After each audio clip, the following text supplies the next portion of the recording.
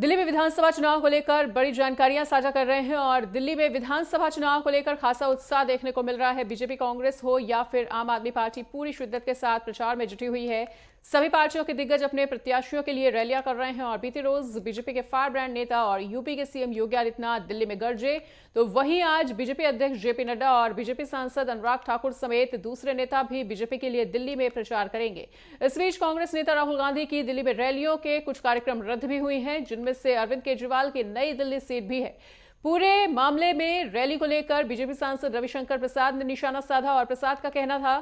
कि राहुल गांधी और अरविंद केजरीवाल में नए सिरे से गठजोड़ की कवायद हो रही है। यही वजह है कि कांग्रेस मैदान में निष्क्रिय हो गई है। हालांकि राहुल आज मादीपुर में एक विशाल रैली को संबोधित करेंगे और पार्टी के लिए जन समर्थन भी जुटाएंगे।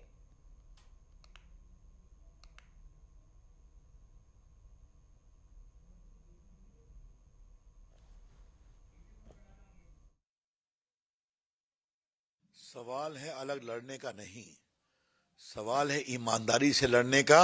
और लड़ने का दिखावा करने का। क्या कांग्रेस पार्टी ईमानदारी से चुनाव लड़ रही है? क्या नहीं लड़ रही है ना,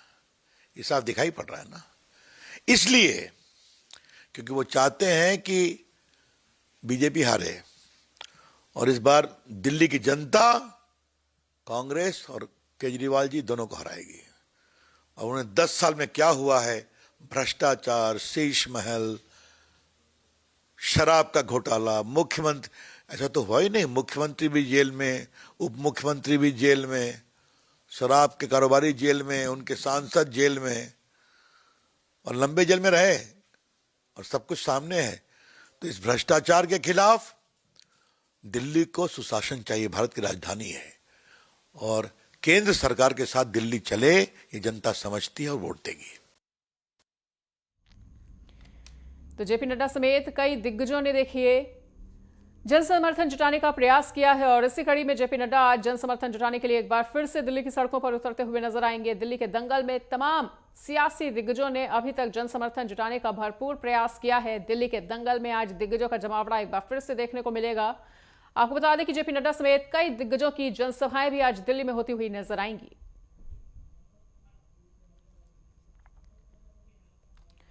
और इस बीच हमारे साथ हमारे सहयोगी मनोज प्रजापति जुड़ चुके हैं। मनोज, तो देखिए दिल्ली के दंगल में आज कई सियासी दिग्गजों का जमावड़ा देखने को मिलने वाला है और कई सियासी दिग्गजों की जनसभाएं भी होंगी। फिलहाल तमाम पार्टियों के बड़े बड़े दावों को, बड़े बड़े वादों को किस तरह से देख रहे हैं, तैयारियों को लेकर क्या कुछ कहना आपका? जी मनीषा, जिस पर आपको बता दें, दिल्ली का विधानसभा का जो दंगल है काफी उग्र रूप ले चुका है कह सकते हैं, क्योंकि जिस तरह तीनों पार्टियां एक दूसरे को टक्कर देती हुई नजर आ रही हैं। आपको बताएं, कांग्रेस पार्टी की तरफ से राहुल गांधी जो है मादीपुर में जो है जनसभा का आयोजन करेंगे और जिससे कि वो भी अपनी पार्टी के लिए मतदाताओं को लुभाने की कोशिश करेंगे, क्योंकि जिस प्रकार विधानसभा इलेक्शन है, सभी नेता जो है अपनी अपनी पार्टी के लिए एकजुट होकर इस प्रक्रिया में जुटे हुए हैं कि ताकि उनकी पार्टी जो है उभर कर सामने आए और जीत का सेहरा उनको मिले। विधानसभा चुनाव को लेकर जिस प्रकार दिल्ली में जो है उत्तर प्रदेश के मुख्यमंत्री योगी आदित्यनाथ जी पहुंचे थे और उन्होंने जनसभा को संबोधित किया और इस जनसभा ने जिस प्रकार उनको आश्वासन दिया, जिस तरह का उन्होंने वहां विगल फूका था जनता में, वो कहीं ना कहीं उनकी जीत का मूल मंत्र है। क्योंकि जिस प्रकार योगी आदित्यनाथ जी हैं, वो इस तरह की जनसभाओं में जब उतरते हैं तो कहीं ना कहीं इस तरह का लोगों में जोश पैदा कर देते हैं और बीजेपी को जीत का गारंटी मिलता है। क्योंकि जिस प्रकार महाराष्ट्र में आपने देखा होगा, हरियाणा में देखा होगा, जीत का मूल मंत्र जो था वो किस तरह मतलब बीजेपी को जीत दिला पाया। और इसी तरह मैं आपको बता दूं, दिल्ली में भी जो विधानसभा इलेक्शन है उस पर जो है बड़े बड़े नेता जो है उतर चुके हैं मैदान में। और आज जिस प्रकार जेपी नड्डा जी भी बीजेपी की तरफ से विशाल सभा को संबोधित करेंगे और अपने प्रत्याशियों के लिए जनता से वोट लेने का आग्रह करेंगे, क्योंकि जिस प्रकार ये एक प्रचलन भी बन चुका है कि सभी नेता जो अपने अपने विधानसभा क्षेत्र के उम्मीदवारों के लिए इस तरह की स्टार प्रचारक की लिस्ट जारी कर देते हैं पहले ही, ताकि लोग उनके बीच में आए और जनता का जुड़ाव उनसे जुड़े, उनकी नीतियों को बताने की वो कोशिश करते हैं। क्योंकि जिस प्रकार आप देख सकते हैं, जनता को कि वे सरकारी जो कामकाज है उनको जानकारी इसी विशाल सभा के द्वारा लोगों तक ज्यादा से ज्यादा पहुंचाई जा सके। मनीषा, जिस प्रकार आज दिल्ली में विधानसभा इलेक्शन है और अरविंद केजरीवाल भी इस पर कोई कसर नहीं छोड़ रहे हैं, क्योंकि वो भी लगातार हमलावर हुए हैं। अपनी जनसभाओं में उन्होंने बीजेपी को ललकारा है। लेकिन जिस प्रकार कल योगी आदित्यनाथ जी ने कहा था कि दिल्ली की जो नर के जीवन के लिए जिम्मेदार है वो एक ही जीव है, सीधा सीधा उन्होंने आक्रामक हमला किया था अरविंद केजरीवाल पर कि एक ही जीव है जिसने दिल्ली का जो नर के जीवन बना दिया है। यमुना जी की खिड़की साफ नहीं कर पाए, अच्छी शिक्षा नहीं दे पाए, अच्छी इलाज व्यवस्था नहीं दे पाए, और जो मोहल्ला क्लिनिक के नाम पर लोगों को बेवकूफ बनाया और शिक्षा के नाम पर लोगों को शराब बांटी, इस तरह की तमाम बातें योगी आदित्यनाथ जी ने कही हैं मंच से। और जनता को लोभ लुभावने बातों में न आने के बाद भी उन्होंने अपनी तरफ से एक घोषणा की है कि प्रधानमंत्री जी की तरफ से भी उन्होंने जानकारी दी है, दिल्ली की जनता को घबराने की आवश्यकता नहीं है। दिल्ली सरकार की जो भी योजनाएं हैं वो लगातार बदस्तूर जारी रहेंगी। और भी कई तरह की उन्होंने योजनाएं जिस तरह मंच से लोगों को बताई हैं, उससे कहीं ना कहीं बीजेपी की तरफ से लोग उनकी तरफ देख रहे हैं। जी मनीषा, और आपको बताएं बिल्कुल, और इस बीच हमारे साथ पल्लवी श्रीवास्तव भी जुड़ चुकी हैं, उनका भी रुख करना चाहेंगे। पल्लवी, तो देखिए ये मुकाबला जो है दिल्ली के दंगल का वो पूरी तरह से त्रिकोणीय होता हुआ नजर आ रहा है, लेकिन इस बीच बीजेपी की जमीन को कितना मजबूत होता हुआ देख पा रही हैं? देखिए मनीषा जी, जिस प्रकार से चुनावी मैदान में सभी राजनेता एड़ी चोटी का जोर लगाते हुए नजर आ रहे हैं, क्योंकि कोई भी कोर कसर, चाहे वो भारतीय जनता पार्टी हो, चाहे वो आम आदमी पार्टी हो, चाहे वो कांग्रेस पार्टी हो, कोई भी कोर कसर कोई छोड़ता हुआ दिख नहीं रहा है। लोग बड़े बड़े चेहरे को दिल्ली में ला रहे हैं और हर एक विधानसभा में हर एक प्रत्याशी के लिए लोग चुनावी मैदान में बड़े बड़े प्रत्याशियों के साथ चुनावी मैदान में पूरे दमखम के साथ चुनाव को संबोधित करते हुए, जनता से मिलते हुए, जनता की परेशानियों को सुनते हुए लोग वहां से गुजर रहे हैं। और लगातार जिस प्रकार से अभी सत्तारूढ़ आम आदमी पार्टी की सरकार है, उससे बीजेपी लगातार हमलावर होती दिख रही है। और जिस प्रकार से कल योगी आदित्यनाथ जी किराड़ी और फिर उसके बाद करोल बाग के बाद जनकपुरी, ऐसे तमाम जो जनसभा उन्होंने किया, तो कहीं ना कहीं ये जो प्रत्याशी उनके पक्ष में रहे हैं, तो ये जो जनसभा हुआ उसमें लोग, चाहे वो करोल बाग की अगर बात करते हुए चले, तो करोल बाग में आपको कटेंगे तो बटेंगे वाला भी पोस्टर कहीं ना कहीं दिखता हुआ नजर आया। क्योंकि अगर मनीषा जी बताते चले, जिस प्रकार से लोकसभा का चुनाव था, लोकसभा चुनाव में कटेंगे तो बटेंगे का नारा योगी आदित्यनाथ ने दिया था, उसके बाद ये हरियाणा में भी कहीं ना कहीं देखने को मिला। अब दिल्ली के विधानसभा चुनाव में भी ये पोस्टर काफी देखने को मिल रहा है। और जिस प्रकार से योगी आदित्यनाथ के आने के बाद पूरा ही समीकरण बदलता हुआ नजर आ रहा है। और जब भी ऐसा चुनाव हुआ है, योगी आदित्यनाथ जब भी आए हैं, चाहे वो हरियाणा की बात कर लें, चाहे वो उत्तर प्रदेश की बात कर लें, हमेशा समीकरण कहीं ना कहीं अलग होता हुआ दिखता है। क्योंकि अगर बताते चले उत्तर प्रदेश या पूर्वांचलियों की अगर बात करते चले, तो 30% लोग दिल्ली में लोग रहते हैं, तो कहीं ना कहीं पूर्वांचलियों का जो वोट है, जो उत्तर प्रदेश का वोट है, वो योगी आदित्यनाथ के आने की वजह से दिल्ली की विधानसभा चुनाव पे कहीं ना कहीं प्रभावित होते नजर आएगी। अगर साथ में बात करते हुए चले कांग्रेस की, तो कांग्रेस भी लगातार अपने पूरे दमखम के साथ चुनावी मैदान में कूद चुकी है। और वो लगातार, चाहे वो राहुल गांधी हो, चाहे वो देवेंद्र यादव हो, और चाहे वो बड़े बड़े मल्लिकार्जुन खड़गे हो, सभी लोग पूरे चुनावी में दमखम के साथ पूरा चुनाव लड़ रहे हैं और अलग अलग प्रत्याशियों के लिए वोट मांगते हुए जनता के बीच में नजर आ रहे हैं। और जिस प्रकार से अभी महज बस 10 दिन बचे हुए हैं चुनाव को, और चुनाव के साथ साथ जिस प्रकार से बयानबाजी, चाहे वो पोस्टरवाद को लेकर हो, चाहे वो जुबान की बयानबाजी हो, चाहे वो अशब्द अनर्गल बातें करने की बात हो, ये सारी चीजें जनता को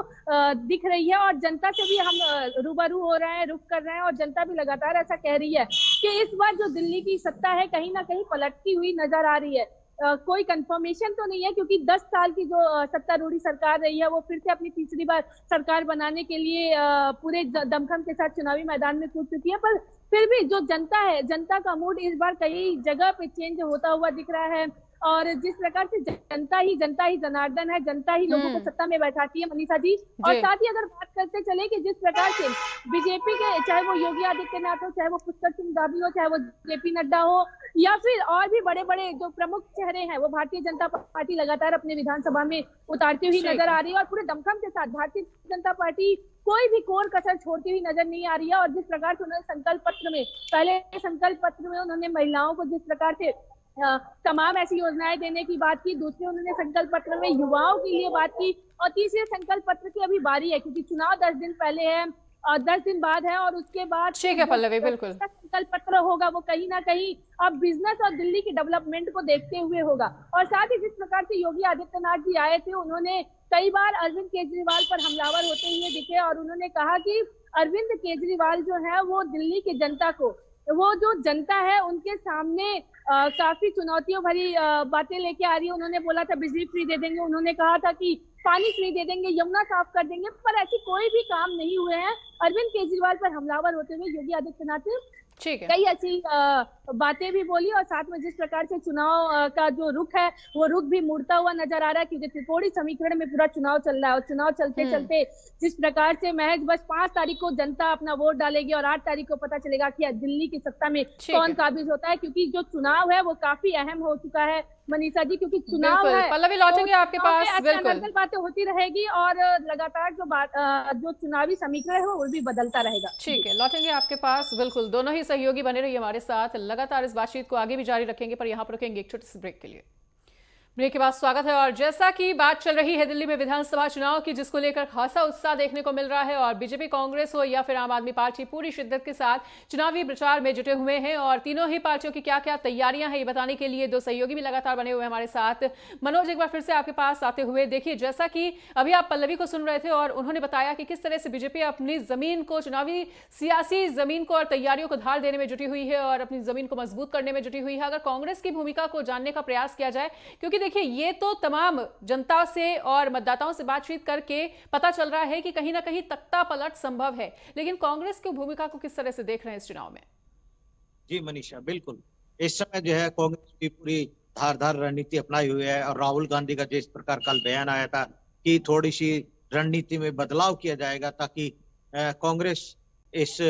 विधानसभा इलेक्शन में किसी प्रकार से पिछड़े ना, क्योंकि जिस प्रकार कांग्रेस का भी दावा रहा है कि वो इस बार बदलाव की तरफ जा रही है, क्योंकि जिस प्रकार बदलाव की बात कर ली जाए तो राहुल गांधी का जो मूड है वो बिल्कुल अलग है, क्योंकि जनता से वो डोर टू डोर मिल रहे हैं और लगातार अब जिस प्रकार आज मादीपुर में सभाएं करेंगे, जनता के बीच जाएंगे, जनताओं से अपने किए हुए कार्यों के बारे में बताएंगे। दिल्ली पर जिस प्रकार 15 साल कांग्रेस ने राज किया और शीला दीक्षित के किए हुए कार्यों के बाद दिल्ली में कोई विकास नहीं हुआ, ये भी वो जनता के बीच में जाकर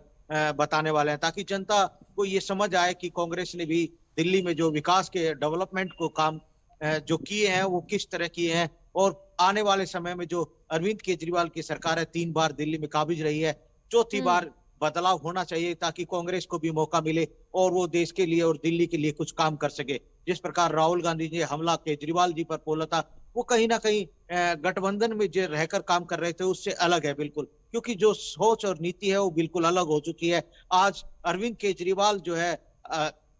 आपको बताएं राहुल गांधी पर हमले कर रहे हैं। राहुल गांधी जो है गठबंधन के इतने बड़े पार्टी के पदाधिकारी हैं, सांसद हैं, और उन पर वो हमला करते हैं तो राहुल गांधी जाहिर सी बात है चुप नहीं है, क्योंकि वो भी उनके ऊपर नीतिगत हमले करते हुए साफ नजर आ रहे हैं। और जिस प्रकार सभाएं होंगी वो देखेंगे किस प्रकार वो उन पर हमला करेंगे, जनता के बीच वो किस प्रकार अपनी पकड़ बना पा रहे हैं, ये तो सभी देख पा रहे हैं। लेकिन दिल्ली की जनता का जो मूड आपको बताएं वो बिल्कुल अलग है और जनता चाहती है दिल्ली में विकास हो। विकास की जो रफ्तार है दिल्ली में लगातार कम हुई है और जो आपको बताएं दिल्ली की जो वोटर है 46% महिलाएं हैं, उनके लिए तीनों पार्टियां घोषणा कर रही हैं, लेकिन कहीं ना कहीं कांग्रेस भी कम नहीं है। उन्होंने भी तमाम वादे उनके लिए कर दिए हैं और उनको जो पैसे की बात की जाती है, जैसे बताया गया कर्नाटक में भी वो दे रहे हैं और जिस प्रकार दिल्ली में भी उन्होंने घोषणाएं की है, वो इस घोषणाओं के द्वारा महिला वोटरों को अपनी तरफ करने की कोशिश कर रहे हैं। और जिस प्रकार दिल्ली में पूर्वांचल का जो एक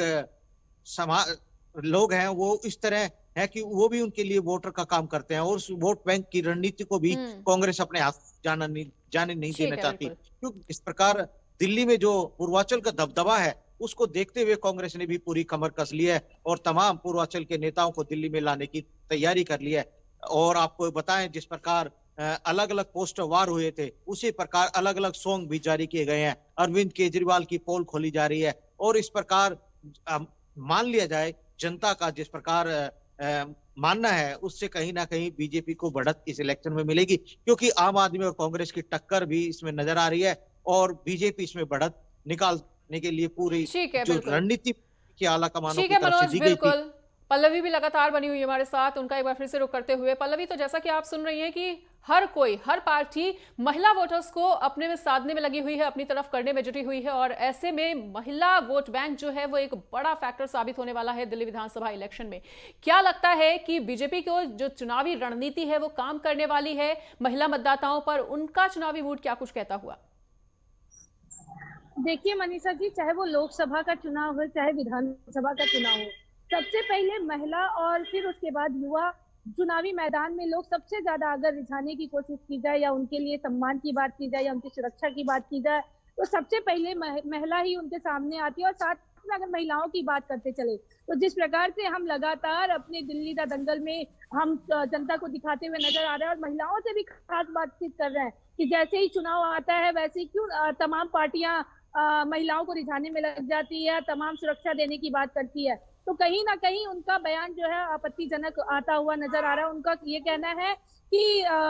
जिस प्रकार से अभी सत्तारूढ़ सरकार आम आदमी पार्टी की, उन्होंने तमाम ऐसे वादे किए थे, चाहे वो फ्री बिजली हो, चाहे वो फ्री पानी हो, चाहे वो यमुना साफ करने की बात हो, चाहे वो टैंक को साफ करने की बात हो, चाहे वो रोड की बात हो, चाहे वो सुरक्षा की बात हो, कहीं ना कहीं अरविंद केजरीवाल इसको लेके काफी काम करते हुए नहीं दिखे हैं और महिला उनसे काफी रुचि हुई नजर आ रही है और इसको लेके लोग कहीं ना कहीं भारतीय जनता पार्टी पे विश्वास जताते हुए भी नजर आ रहे हैं। और साथ ही अगर बात करें, जिस प्रकार से चुनाव आता है, लोग सबसे पहले महिलाओं को साधने का काम करते हैं, क्योंकि महिला को जो जिस प्रकार से सम्मान देने की बात की जा रही है, चाहे वो भारतीय जनता पार्टी का हो या कांग्रेस पार्टी का हो या फिर आम आदमी पार्टी का हो, कोई कह रहा है 2100 देंगे, कोई कह रहा है 2500 देंगे, और भारतीय जनता पार्टी का भी कहना है कि हम 2500 देंगे अगर हमारी सरकार आएगी, और साथ में जो महिला प्रेग्नेंट होंगी उनको 21,000 देने का काम करेंगे और होली दिवाली में फ्री सिलेंडर देने की बात करेंगे। तो ये जो तमाम ऐसी चीजें संकल्प पत्र में लोग अपने निकाल रहे हैं और महिला और युवाओं को कहीं ना कहीं वोट बैंकिंग के लिए या साधने के लिए लोग काम कर रहे हैं। तो इस बार की जो जनता है मनीषा जी, वो काफी जागरूक नजर आ रही है, क्योंकि जनता का ऐसा रुख कहीं ना कहीं मुड़ता हुआ नजर आ रहा है और वो दिल्ली को विकास की तरफ ले जाने के लिए प्रयास कर रही है। क्योंकि जिस प्रकार से 10 साल आम आदमी पार्टी की सरकार रही, तो कहीं ना कहीं उनसे लोग रूठे हुए नजर आ रहे हैं और लोग ऐसा कह रहे हैं कि अरविंद केजरीवाल ने अभी तक कई ऐसे काम और कई ऐसे जो वादे उन्होंने किया था वो नहीं कर रहे हैं। अब वो कहीं ना कहीं अपना मोड़ बदलते हुए नजर आ रहे हैं और ऐसा अब तो 8 तारीख को ही पता चलेगा कि आखिर जनता का मूड कहाँ जाता है और वो किसको दिल्ली की सत्ता पे बैठाते हैं। ठीक है पल्लवी, वाकई में देखना दिलचस्प रहने वाला है कि इस बार दिल्ली की जनता किसके सर पर जीत का ताज सजाती है। फिलहाल दोनों ही सहयोगों का इस बातचीत के लिए, तमाम जानकारी को साझा करने के लिए आपका बहुत बहुत शुक्रिया।